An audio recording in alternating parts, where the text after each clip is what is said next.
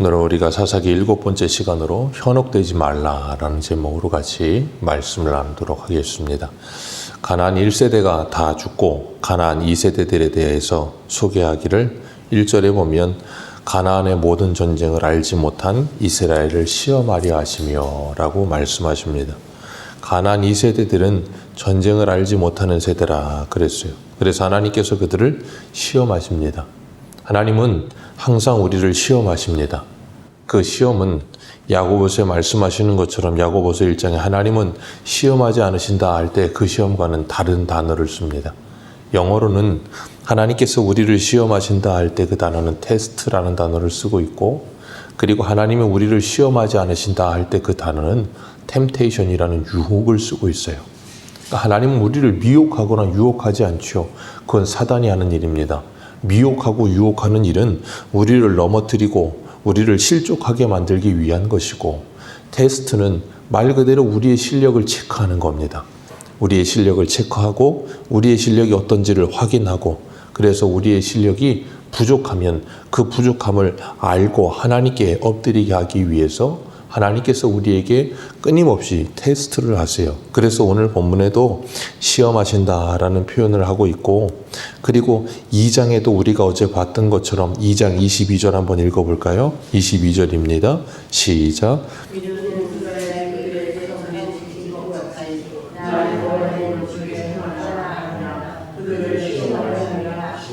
아멘.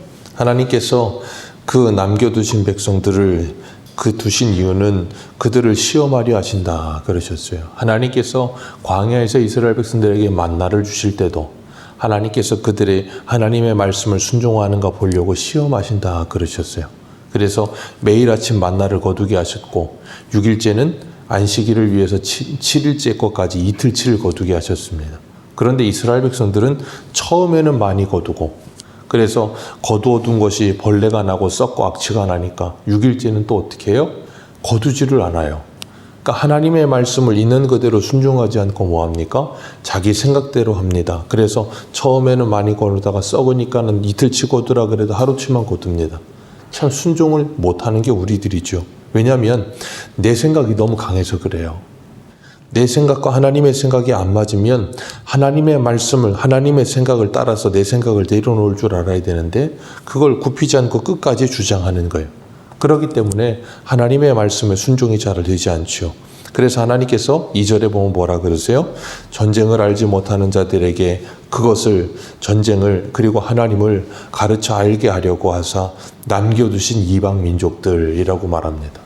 여기서 보면 하나님이 남겨두신 것 같아요. 근데 하나님이 남겨두신 게 아니라 2장 21절을 보면 뭐라 그러세요? 나도 여호수아가 죽을 때에 남겨둔 그랬어요. 그러니까 여호수아가 남겨둔 겁니다. 하나님께서 가나안을 완전히 진멸하라 그러셨는데 여호수아가 남겨뒀어요. 그리고 사사기 1장과 2장에서 우리가 봤지만 이스라엘 백성들이 올라가서 땅을 차지하라 그러셨는데 그 땅을 차지하는데 어떻게 합니까? 처음에는 쫓아내지 못했고 나중에는 어떻게 하죠? 쫓아내지 않죠. 그래서 가나안 민족이 이스라엘 백성들 안에 함께 거주합니다. 이유가 뭐였어요? 그들이 3D 직종이라고 할 수 있는 노역을 시키게 하기 위해서, 자기들 편리하자고 하나님의 말씀을 순종하지 않고 가나안 민족들을 자기들 안에 남겨놓고 일시키기 위해서. 근데 문제는 일시키기 위해서 남겨뒀다고는 하지만 결국은 그들이 그 이스라엘 백성들에게 많은 좋지 않은 영향력을 미치게 되죠. 그러면서 그들은 점점점 하나님의 백성의 거룩함을 잃어버리게 됩니다. 그렇기 때문에 하나님께서는 여호수아가 남겨둔 그 민족들을 통해 이스라엘을 테스트하시고 그들을 시험하십니다. 그러면서 뭐하게 하시냐면 그들이 얼마나 연약한 존재인지를 알게 하시고, 약할 때 강함 되시는 하나님을 의지하게 하기 위해서 하나님이 그걸 사용하시는 거예요. 그러니까 보면 하나님은 우리의 연약함과 우리의 실수, 그리고 우리가 잘못된 일을 했던 그것까지도 사용하셔서 하나님의 선하신 뜻을 이루어 가시더라는 겁니다. 그래서 로마서 8장 28절 말씀처럼 하나님을 사랑하는 자, 그 뜻대로 부르심을 받은 자들은 모든 것이 합력하여 선을 이루느니라. 하나님은 모든 것을 사용하셔서 선을 이루어 가십니다. 우리의 연약함까지도. 그리고 이스라엘 백성들이 예수 그리스도를 십자가에 못 박는 그 불순종을 행하는 그 모든 일까지도 사용하셔서 하나님의 뜻을 이루어 가시더라는 거예요. 그러니까 우리가 기억해야 할 건 사람이 하나님을 대항하거나 대적한다고 해서 하나님의 뜻이 굽어지는 일은 하나도 없습니다. 하나님은 하나님의 뜻을 반드시 행하십니다. 여호수아가 남겨둔 그 민족들, 가나안 족속들을 통하여서 하나님은 이스라엘을 시험하신다 그러시면서 4절 우리 같이 한번 읽어볼까요? 시작. 남겨두신 이 이방 민족들로 이스라엘을 시험하사 여호와께서 모세를 통하여 그들의 조상들에게 명령을 순종하는지 알고자 하셨더라. 아멘.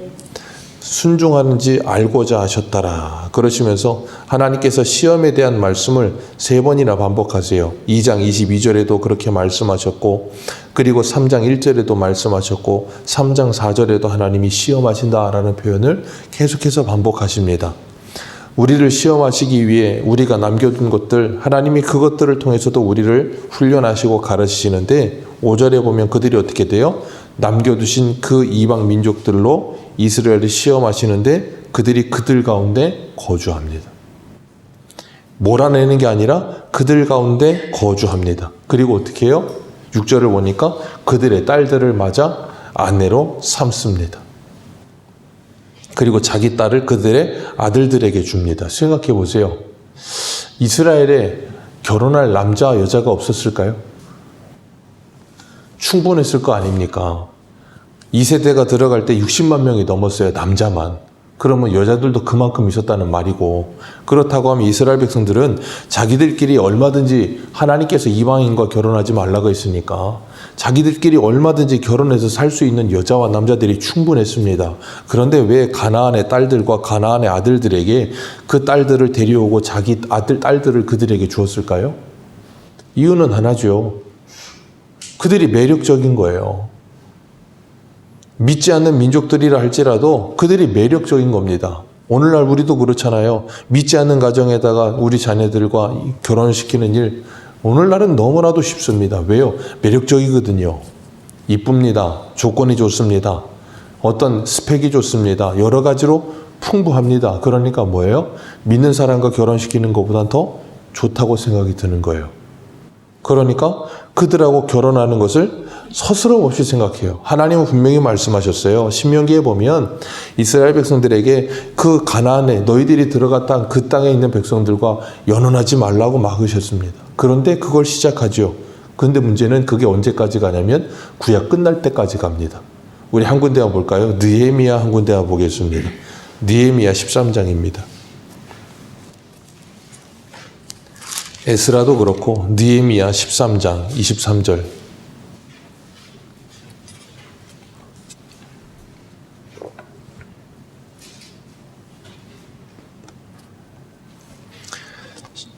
느헤미야 13장 23절에서 25절입니다. 우리 같이 한번 읽겠습니다. 시작. 그때 내가 본즉 유다 사람이 아스돗과 암몬과 모압 여인을 맞아 아내로 삼았는데 그들의 자녀가 아스돗 유다 방언은 못하니 그 하는 말이 각 족속의 방언이므로 내가 그들을 책망하여 저주하며 그들 중 몇 사람을 때리고 그들의 머리털을 뽑고 이르되 너희는 너희 딸들을 그들의 아들들에게 주지 말고 너희 아들들이나 너희를 위하여 그들의 딸들을 데려오지 아니하겠다고 하나님을 가리켜 맹세하라 하고 아멘. 느헤미야 때는 구약 성경 마지막인 말라기 때와 동시대입니다. 이스라엘 백성들이 애굽 바벨론에서 70년 포로 생활 끝내고 돌아와서 수르바벨 성전 짓고 그 성벽까지 지었는데 그 성벽이 불타고 난 후에 느헤미야가 돌아와서 성벽을 재건하는 일까지 할 때예요. 그러니까 구약 성경이 거의 끝입니다. 지금 사사기는 이스라엘 백성이 하나님이 약속하신 가나안 땅 들어가서 정복전쟁 끝나고 땅 분배 끝나고 난 다음부터예요. 그러니까 거의 초기지요. 가나안 땅 들어가서 거의 초기 때와 그리고 가나안 땅에서의 삶의 구약이 거의 끝날 때가 뭘로 시작해서 뭘로 끝나요? 이방인과 연혼으로 시작해서 연혼으로 끝납니다. 이방인과 결혼을 했더니 어떻게 됩니까? 그들의 자녀들은 어떻게 돼요?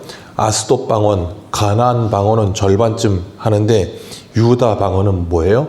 못합니다. 그러니까 뭐 한다는 거예요? 하나님의 백성의 정체성을 잃어버리는 거예요. 자식들을 낳는데 그 자식들이 하나님의 백성들이 아니에요. 그냥 이방인이 돼버리는 겁니다. 하나님이 이걸 가장 경계하신 거예요. 그래서 이방인과 결혼하지 말라고 했어요. 근데 뭐합니까? 이방인과 결혼하는 일을 아무렇지 않게 여기고 계속해서 행하고 있는 겁니다. 왜요? 매력적이라서요. 창세기 6장에도 보면 노아 시대에 하나님의 아들들이 사람의 딸들을 자기들이 보기 좋은 대로 막 취하여 아내로 맞이하잖아요. 왜 그렇습니까? 하나님이 하지 말라고 해도 내가 보기에 좋으면 하는 거예요. 참 안타까운 모습이죠. 그건 영적으로 하면 오늘 우리도 마찬가지예요. 야고보서 4장의 말씀처럼 세상과 벗이 되고자 하는 자는 하나님과 원수되는 줄 알지 못하느냐 하셨는데 우리는 여전히 이 세상을 너무나도 사랑해요. 왜? 너무 매력적이거든요. 이방인과 연혼하는 거 하나님이 등 떠밀지 않았습니다. 굳고 말렸습니다. 그런데 이스라엘이 자원해서 알아서 가서 연혼하는 겁니다. 왜요? 너무 좋으니까요. 그러니까 무엇이 앞서요? 하나님의 말씀은 중요하지 않아요. 내 기분, 내 감정, 내 사랑이 더 중요해요. 오늘날 우리도 마찬가지입니다. 하나님의 말씀이 중요하지 않아요. 내 감정, 내 기분이 중요합니다. 너무 매력적이니까요. 그래서 오늘 제목이 뭐라고요? 현혹되지 말라요. 너무 매력적으로 보이는 거예요. 너무 좋아 보이는 거예요. 그런데 그렇게 되니까 하나님의 백성들이 뭐예요? 한순간에 무너지는 겁니다. 오늘 본문 7절을 보면 하나님께서 그들이 같이 7절 읽겠습니다. 시작. 이스라엘 자손이 여호와의 악을 행하여 자기들의 하나님 여호와를 아멘. 여기 보면 그들이 하나님을 뭐 했다 그랬어요? 잊어버렸다. 왜 잊어버렸을까요? 이방 여인들의 매력 때문에요. 그들과 연혼하면서 그 매력에 빠져버린 거예요. 민수기 25장에도 보면 이스라엘 백성들이 그 모압 여인들, 그 여인들이 오니까 그 미인계에 넘어가서 어떡합니까? 모압의 신들을 섬기잖아요.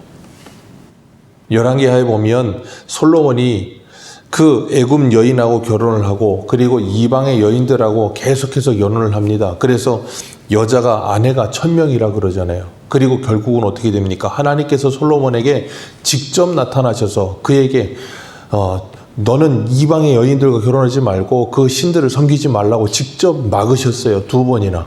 그런데도 불구하고 솔로몬은 결국 어떻게 됩니까? 그 여인들 때문에 우상 숭배하는 길까지 가요. 솔로몬이 우상 숭배합니다. 하나님이 가서 직접 막으셨는데도 우상 숭배를 해요. 그 이방 여인들 때문에. 그런 것처럼 이스라엘 백성들도 똑같은 거예요. 그러니까 하나님은 어떻게 하십니까? 하나님을 잃어버린 그들이 하나님을 잊어버렸다는 건 하나님이 어저께도 말씀드렸지만 그들이 하나님을 버렸다는 건 하나님을 섬기지 않았다는 게 아니라 그랬어요. 바알과 아세라도 섬기고 하나님도 섬겼다 그랬어요.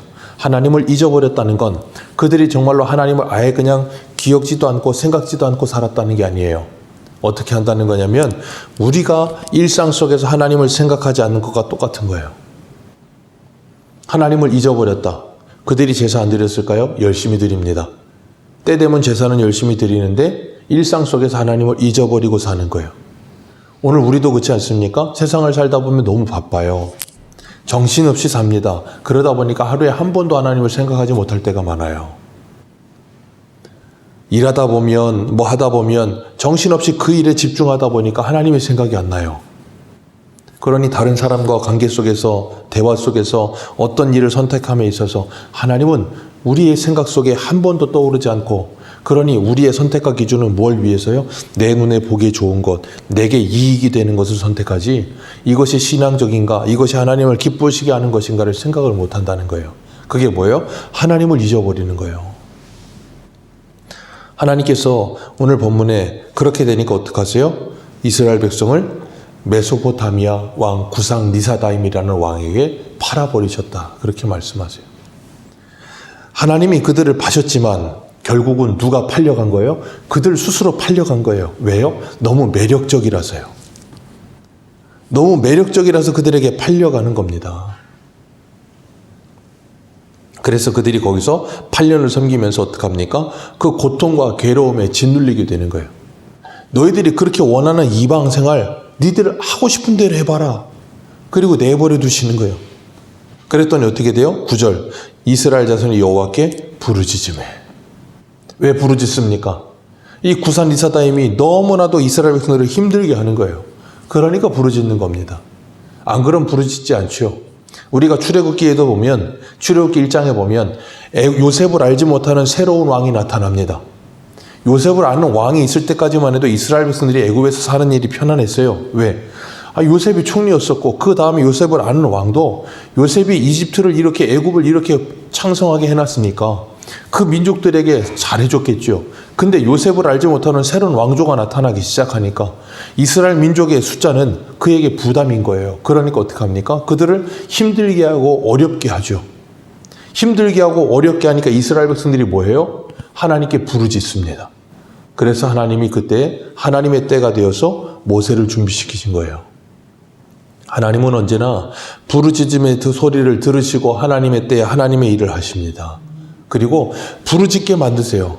기억하세요. 우리가 이런 구산 리사다임과 같은 사람들을 만나서 부르짖게 됐다는 건 하나님의 때가 됐다는 사인이에요. 그래서 하나님이 우리에게 부르짖게 하셔서 우리로 하여금 그 어려움 속에서 하나님이 우리를 건지시는 하나님의 구원의 은혜를 경험하게 하기 위해, 그래서 전쟁을 알지 못하고 하나님을 알지 못하는 그들에게 하나님을 알리시기 위한 하나님의 때가 찼다는 거예요. 그러니까 우리가 힘들고 어려울 때 뭐 해야 되는 거예요? 기도해야 되는 거예요. 왜? 하나님이 기도하라고 지금 그 모든 상황을 조성해 놓으신 거예요. 그렇기 때문에 하나님께서 이스라엘 백성들이 하나님을 버렸을 때, 하나님을 잊어버렸을 때 하나님을 기억하라고, 그리고 하나님께 돌아오라고. 왜요? 복의 근원이신 하나님과 함께하는 것이 행복이고 그것이 가장 큰 복이라는 걸 가르치시기 위해서 8년을 기다리십니다. 그러니까 구산 리사다임이 8년 동안 계속해서 힘들게 하니까 견디다 못해 이제는 부르짖는 거예요. 그랬더니 하나님이 한 구원자 사사를 세우는데 그게 누구예요? 갈렙의 아우 온니엘. 이 갈렙의 아우 그나스의 아들 온니엘. 갈렙의 딸 악사랑 결혼한 사위가 되기도 했지만 그 온니엘을 세우셔서 하나님의 영이 그에게 임하니까 어떻게 돼요? 구산 리사다임하고 싸워서 이스라엘 백성들을 구원합니다. 근데 이렇게 표현해요. 10절에 여호와께서 구산 리사다임을 그의 손에 넘겨주시매. 하나님이 그의 손에 넘겨주시니 그가 승리하게 되는 겁니다. 온니엘이 대단한 게 아니라 누가 넘기셨다고요? 하나님이 넘기시는 겁니다. 자, 구산 리사다임에게 이스라엘을 팔아버리신 분은 누구예요? 하나님이요. 거기서 그들을 다시 건지신 분도 누구예요? 하나님이요. 그러니까 이 모든 일은 누가 하고 계세요? 각본과 연출과 감독, 이 모든 걸 하나님이 하시는 거예요. 그러니까 사사기는 사사들이나 아니면 어떤 누가 중요한 게 아니라 누가 중요하다는 거예요? 하나님이 중요하다는 걸 가르치고 계시는 거예요. 시종일관 그걸 가르치십니다. 그래서 그들로 하여금 하나님께 돌아와 하나님과 함께 살게 하기 위해서, 그래서 사사가 사는 날 동안에 40년 동안 하나님이 그 땅을 평온하게 하셨어요. 평안하게 하셨습니다. 그리고 그 온니엘이 죽습니다. 그리고 여기 보면 사사기에 보면 계속해서 사사들이 나오는데 사사들이 있을 동안에는 평안합니다. 그리고 사사들은 죽습니다. 왜요? 사람이라서요. 그러면서 하나님께서 뭘 가르치시냐면 영원한 대제사장이시요 영원한 사사 되신 예수 그리스도가 우리를 찾아오시면 우리를 대적에게서 구원하시고 그 영원한 사사 되신 예수 그리스도와 함께 우리가 영원한 평안과 안식을 누리게 될 걸 가르치시는 거예요. 그걸 통해서 우리가 뭐하게 하시냐면 이 땅을 살아가면서 이 땅에 수많은 매력적인 일들이 있고 수많은 것들이 있지만 거기에 우리가 현혹되지 않고 우리의 사사 되신 그리스도와 함께 이 땅에서 하나님의 백성답게 살라고 말씀하고 계시는 거예요. 그렇기 때문에 오늘 우리도 이 세상을 살아가면서 이스라엘 백성들이 저 가나안의 매력적인 여인들을 보면서 현혹되었던 것처럼 요한일서 2장의 말씀처럼 육신의 정욕과 안목의 정욕과 이생의 자랑에 빠져들지 말고 하나님의 백성으로서 뭐 하라는 거예요? 우리의 마음과 우리의 시선을 주님께로 고정시키라는 거예요. 그러면 주님께서 우리를 뭐 하신다고요? 지키시며 우리를 평온하게 하시고 평안하게 하실 줄 믿습니다. 그 주님의 은혜를 잊지 마시고 오늘도 말씀을 통해 그 은혜를 기억하며 주님과 동행하는 복된 하루 되시기를 축복합니다. 기도하겠습니다.